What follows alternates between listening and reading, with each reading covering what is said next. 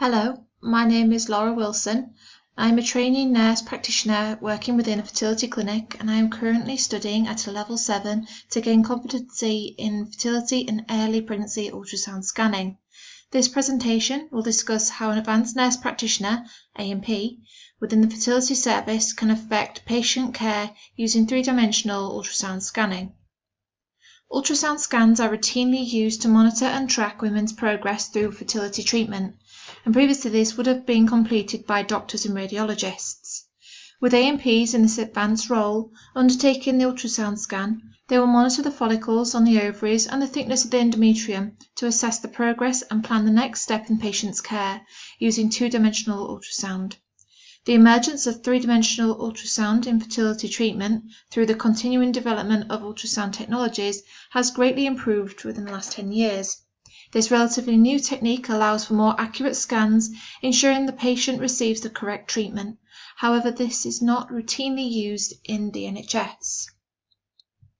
NICE guidance discusses the full care for a patient undergoing fertility treatment and recognises that ultrasound is an integral part of assessing the patient through medicated stimulation, egg collection, embryo transfer or insemination, as it improves pregnancy rates. They also acknowledge the benefits of ultrasound scans in diagnosis of infertility, such as tubal occlusion using hysterosalpingo contrast ultrasonography, as an effective alternative to hysterosalpingography. NICE also state ultrasound scans should be used to identify intrauterine or ectopic pregnancies and miscarriages. Depending on gestational age, they will suggest performing transvaginal or transabdominal scans. Throughout the guidance, NICE state that ultrasound scans need to be performed and monitored by a trained individual with a postgraduate qualification in medical ultrasound that has been accredited by the Consortium of Accreditation of Sonographic Education, CASE, and this is echoed by the RCN, the BMUS, and the RCOR.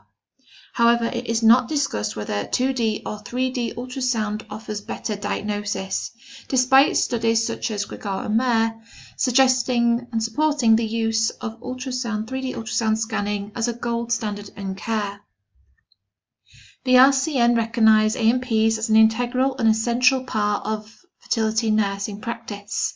This includes understanding the socio-economic and political dimensions to delivering care in contemporary settings and environments, as well as advocating for individual needs and ensuring services meet the needs of those seeking fertility care, RCN 2020.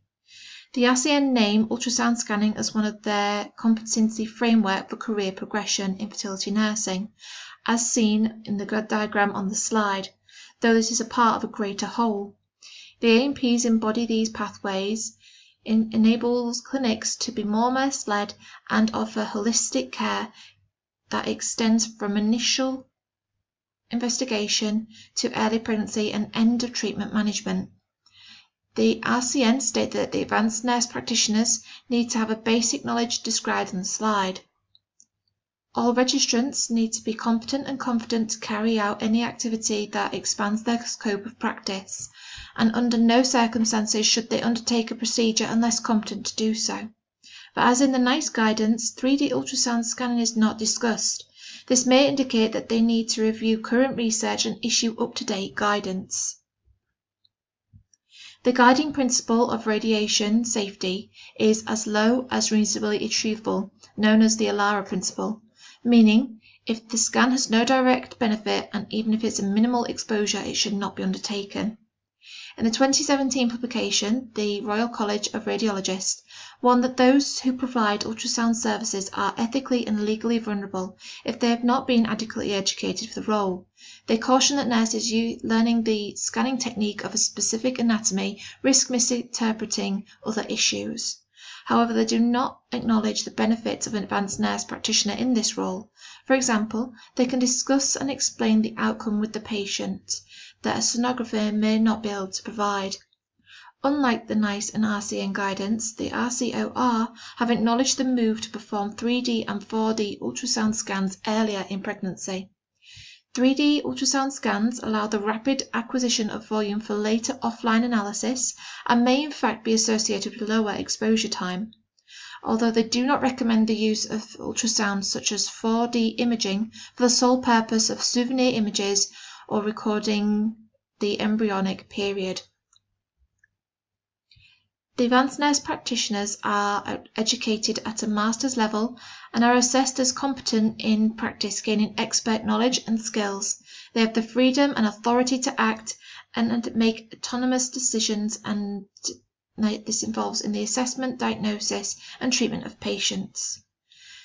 Nursing care in fertility has changed as nurses work in this ever-advancing area are assuming increasing responsibilities. Given time constraints and costs, nurses were trained to undertake the responsibility of scanning patients. The role developed, allowing nurses with ultrasound training to monitor patients as they are cheaper than employing radiologists. The Trust recognises the need for the A&P role, adding the caveat that an advanced nurse practitioner is not to replace doctors, rather to support and assist them. In fertility care, specialist registrars are on short placements during their training. Therefore, A&Ps provide the element of continuity to care, as patients will often see the same nurse in subsequent scan appointments. The availability of A&Ps in day-to-day running of the fertility clinic makes care easily accessible for patients, as the A&P can complete and assess the ultrasound scan. Additionally, on completing the ultrasound scan, the A&P can plan the next step in treatment with the patient, ensuring care is patient-focused. They can discuss their recommendations with other A&Ps without requiring a doctor to attend.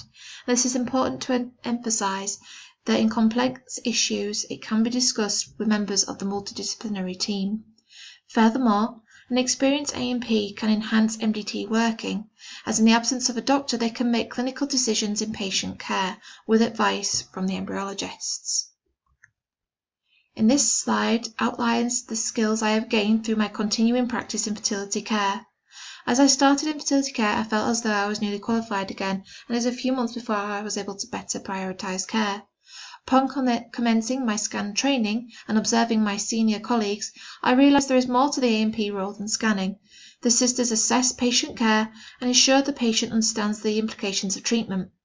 They have a clinical and holistic understanding with quick and more accurate decision making, identifying issues quickly and accurately, highlighting Benner's stages of clinical competencies. Advanced nurse practitioners in the fertility setting are a key aspect of patient care. As seen on the slide, they follow the patient's care through from the initial scan to their final early pregnancy scan and have other senior responsibilities. In my role as advanced nurse practitioner, I hope to complete the additional skills outlined on the slide. There are further advancements in this role, such as being a donor coordinator, which I aspire to become. Follicle tracking is used to assess the response to ovarian stimulation during fertility treatment. In most clinics, 2D transvaginal ultrasound scans are performed to monitor follicle growth.